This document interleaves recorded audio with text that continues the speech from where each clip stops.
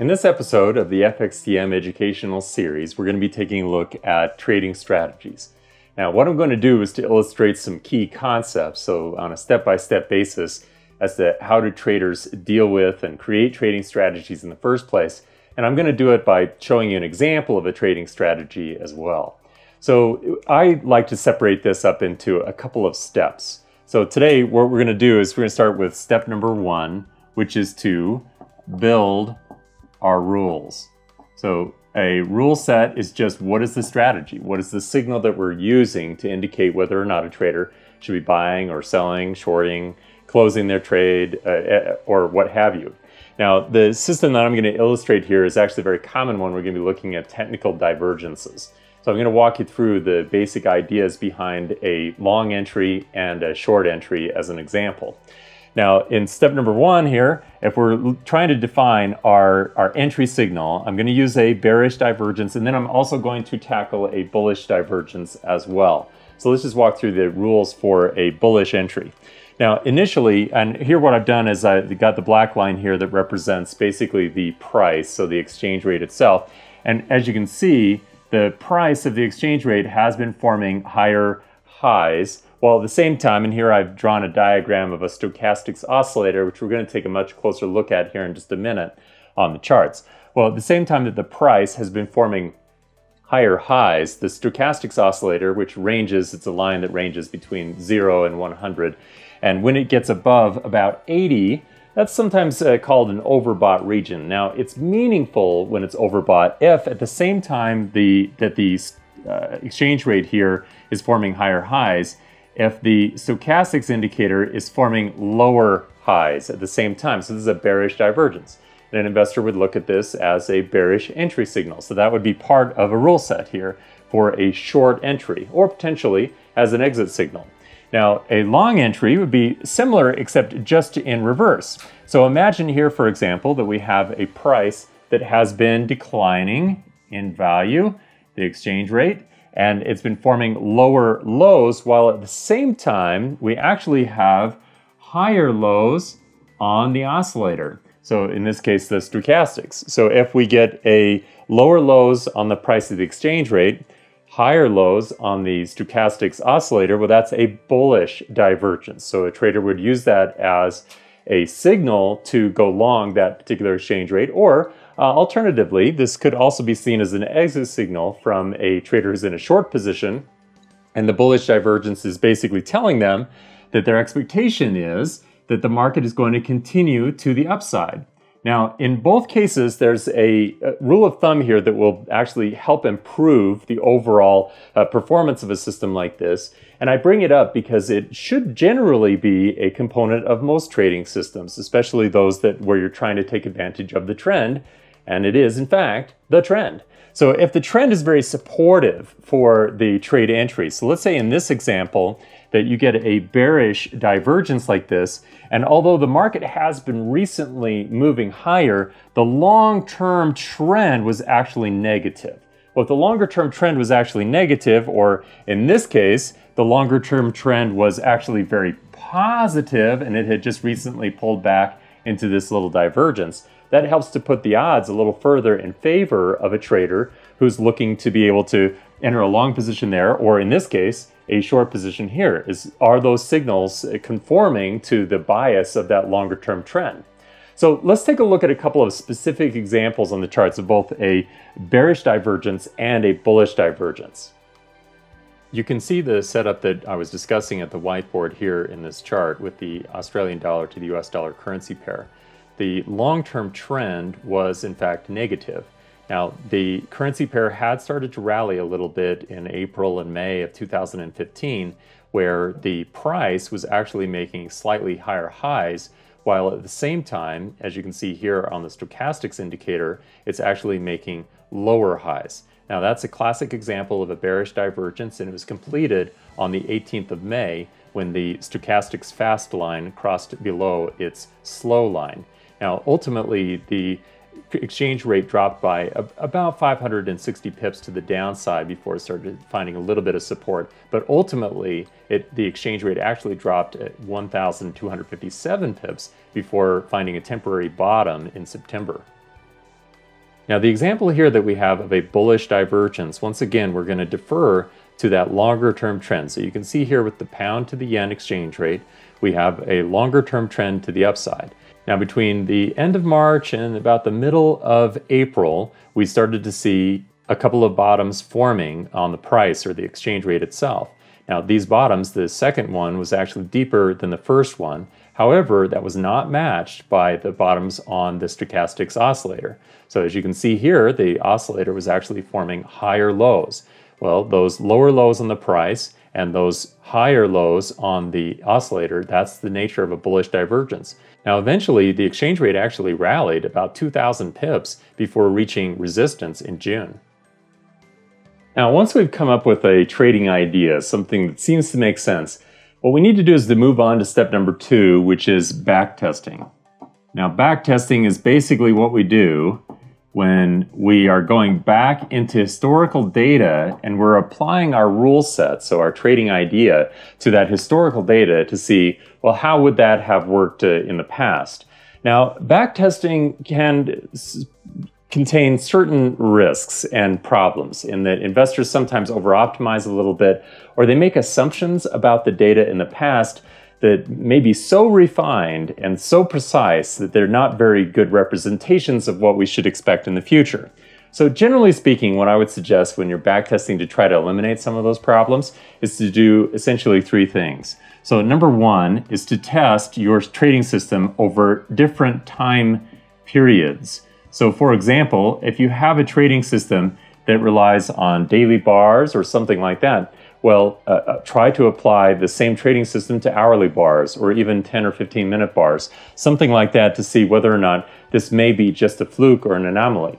Now, not only that, but also test your system over different market conditions. So when we say time periods, well, you might have found that something worked really well this year. We'll go back 5 years in the past and look at that historical data and see, did it still work 5 years ago as well? Because we don't know when the market conditions of 5 years ago may actually wind up reasserting themselves. Number 2 is, if you have a system that you've developed on, let's say, a particular currency pair, like the euro dollar or something like that, well, test it on different pairs. So by doing this, you'll be able to improve your confidence that this isn't something that may just be an anomaly or where you're doing a little bit of overfitting. If it works, for example, on the euro dollar, but does not work for whatever reason on the dollar yen or the euro yen or something like that, well, that may be telling you something about the validity of your rules and potentially, of course, the potential for success in the future. And then finally, make sure that you're doing a large enough test in the sense of sample size. So a large sample size doesn't have to be hundreds and hundreds of trades, but it should certainly be more than just a couple. So, for example, we might defer to some of the traditional things that we know about statistical sampling. So looking at trades or a sample set of at least more than 30 instances is going to help to improve your confidence level that whatever system that you're backtesting, that the results that you're getting from historical data is likely to essentially be replicated into the future. But the larger your sample size is, the more confident you can be that that is in fact going to be the case. The smaller your sample size is, the more likely it is you may be dealing with an outlier or some kind of an anomaly. Now in step number 3, we're going to talk about risk control. Now I think that there are really 2 important components of risk control that we need to think about. The first one, of course, is what you might imagine, which is, where's my stop loss? At what point do I assume that if the trade has gone against me, I want to get out of this trade and just assume that the analysis is dead, that it's no good? The second level, of course, is where do I think that the trade is done, in the sense that I've reached a likely profit objective and I want to remove my risk by taking my profits off the table. So this would be the first component here of risk control. Now let's take a look at a specific example of what we mean by a stop loss with the system that we've been evaluating here in this video. So if we revisit this trade on the pound yen, just after that divergence was actually confirmed on the 15th, let's imagine that an investor was evaluating an entry on the 16th. Well, if the price had not actually risen, but instead had reversed and begun to decline, and had taken out the low of that divergence, which occurred on the 14th of April, you can see that here, the low price at the time was 174.866. So their stop loss would have been placed a little over 200 pips to the downside from their entry point, because the assumption is that if that second low had actually been taken out with a third lower low, well, that divergence is apparently not working out. Now, the second aspect here of risk control is position sizing. Position sizing is oftentimes overlooked, but it helps to stay consistent. So it's not uncommon for a trader to feel really confident about a particular trade, so they get in very heavy, or to feel very scared of a particular trade, and so they get in very, very light. And since they can't predict the future, they wind up sabotaging themselves a little bit, or at least risking the sabotaging themselves, because they don't know which of those two trades ultimately could be their big winner. So position sizing becomes really key. Now, we can approach this very simply. It's not very complicated, and one of the common ways to do this is by evaluating each trade as a fractional percentage of your overall account equity. So let's put ourselves in the example of a hypothetical trader here. Let's say that there was a hypothetical trader, and she had account equity of $10,000. Now, she had decided that in any single position, she was willing to put at risk 5% of her overall account equity.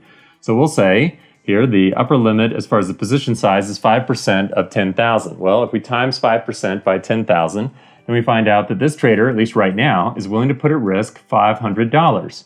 Now, that's part of our question here. We want to be able to answer what is the amount of money in notional terms that this trader is willing to put at risk in a particular trade. But we need to know what the stop loss is, or what the expected loss is in a particular trade, before we can translate this into an actual position size in terms of how many lots. So let's say that a trader here, that their stop loss, they've decided that they're willing to give up 110 pips. So 110 pips. Now, to keep our math nice and easy, let's say that this trader is using mini lots where each pip, in this case, is worth $1. So because of the currency pair that they're actually trading, we'll say that the dollar is on the base side of that, so that each pip will be worth $1. So what we would do is we would take this $500, we're going to divide it by 110 pips, because we know that's where the stop loss is.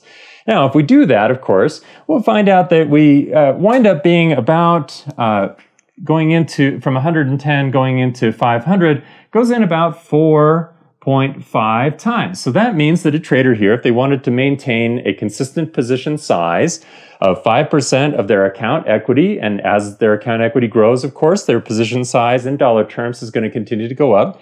But this way, this trader knows that this position deserves a size of, let's say, 4 mini lots and 5 micro lots. So that would equal exactly what their position size was planned to be in notional terms.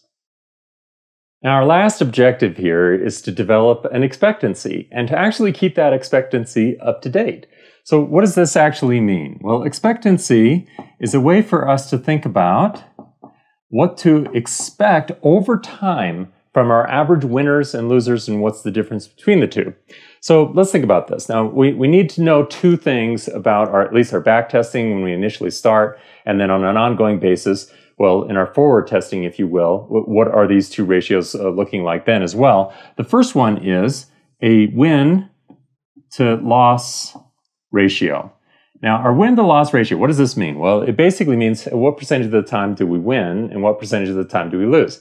So let's just do a hypothetical here. Let's say that a trader is winning about 30% of the time and they are losing about 70% of the time. All right, now that may not look very good, but we have another ratio to cover here.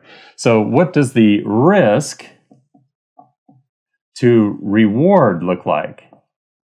Now, this can definitely change the way that a particular trading system is really performing, regardless of what its win-loss ratio looks like. So let's say that when a trader is right, that they're right to the tune of about $2,000.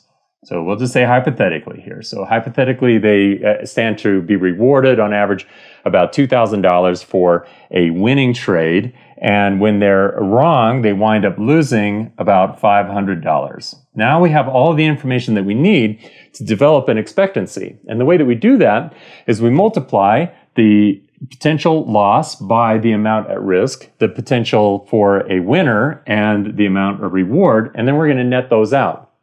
So let's do that. We'll do the loss and the risk first. So the 0.7 for 70% times 500 gives us an average loss here. So on any given trade, we think on average that's going to lose $350 if we weight this, assuming that the other 30% are winners. All right, now in a given trade, we would assume that the winners, so we're going to times 0.3 for 30% times 2,000 equals $600. All right, now what we want to do at this point is we want to make sure, and our objective here is to make sure that our expectancy is positive. So how do we know? Well, all we need to do is just net these two numbers out. So over time, if we have a positive expectancy, then that means that our weighted winner is larger than our weighted loser.